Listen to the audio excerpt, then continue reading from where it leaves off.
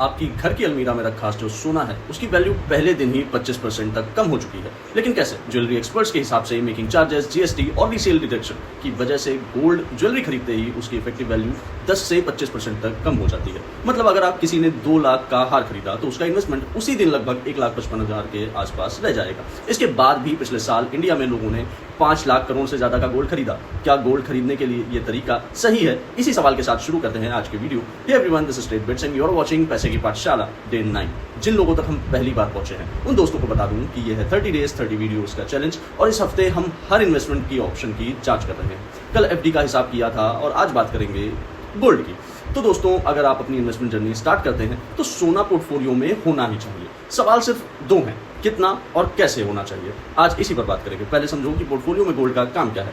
Gold एक bodyguard है। जब दुनिया में डर का माहौल होता है, वॉर क्राइसिस आती है, मार्केट क्रैश होता है, करेंसी गिरती है, तब सब कुछ गिरता है और गोल्ड अक्सर चढ़ता है। इसलिए मुश्किल वक्त में गोल्ड आपके पोर्टफोलियो को संभालता है। महंगाई के अगेंस्ट भी ये लॉन्ग टर्म में वैल्यू होल्ड करता है। पर गोल्ड कोई बिजनेस नहीं है जो डिविडेंड देता हो, ना ही इसकी कोई मंथली अर्निंग होती है। वो बस पड़ा रहता है। उसकी कीमत सिर्फ इसलिए बढ़ती है क्योंकि लोग उसे खरीदना चाहते हैं। इसलिए फॉर्मूला सिंपल है, पोर्टफोलियो का सिर्फ 5 से 10% गोल्ड में रखना है, इतना काफी है। और दूसरा सवाल कि गोल्ड रखें कैसे। इंडिया में अक्सर हम गोल्ड शादी में, धनतेरस पर, अक्षय तृतीया पर लेते हैं और यही वो तरीके हैं जिसमें गोल्ड खरीदते ही हम घाटे में चले जाते हैं। एक एग्जाम्पल और कॉन्सेप्ट आपको क्लियर हो जाएगा।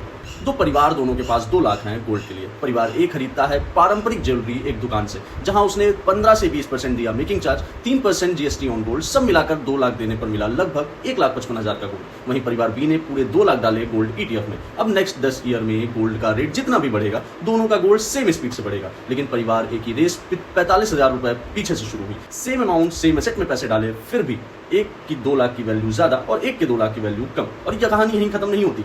10 साल बाद परिवार ए अगर हार बेचने भी जाएगा तो सुनार बोलेगा मेकिंग तो वापस मिलेगी नहीं और थोड़ा वेस्टेज भी कटेगा। मतलब खरीदते वक्त भी कटा और बेचते वक्त फिर कटेगा। परिवार बी एक क्लिक में फुल मार्केट प्राइस पर सेल कर देगा, पैसा सीधे बैंक अकाउंट में। ये फर्क आया सिर्फ गोल्ड खरीदने के तरीके से। दोस्तों, अगर आप फिजिकल गोल्ड लेना ही चाहते हो तो ज्वेलरी से बेहतर है गोल्ड कॉइन या गोल्ड बार है।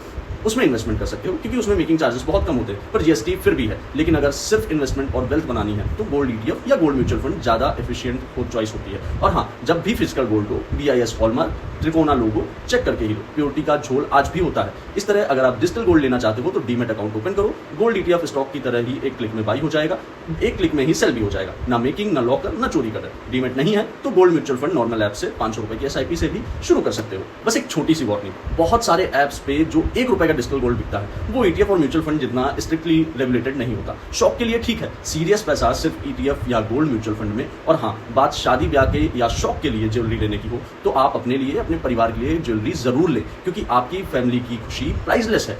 पर क्योंकि यहाँ बात इन्वेस्टमेंट की हो रही है इसलिए आपको ज्वेलरी लेने पर होने वाली कटौती की बात बताई जा रही थी। गोल्ड ज्वेलरी लेते वक्त आप बस इतना ध्यान रखो कि ये इन्वेस्टमेंट नहीं, खर्च है। खर्चा और इन्वेस्टमेंट को अलग रखना, यही तो हम शुरू से सीख रहे हैं। तो आज का लेसन है, पहनने वाला सोना शौक है, इन्वेस्टमेंट वाला सोना डिजिटल है। और आपके पोर्टफोलियो के टोटल का आप सिर्फ 5 से 10% ही रखना है। अब कल बात करेंगे म्यूचुअल फंड पर। 80% म्यूचुअल फंड लेने वाले एक गलती कर रहे हैं, लाखों का नुकसान हो रहा है और उन्हें खबर तक नहीं है। कल इतना सिंप्लीफाई करके बात होगी कि आप कल के बाद म्यूचुअल फंड एक्सपर्ट बनने वाले हो।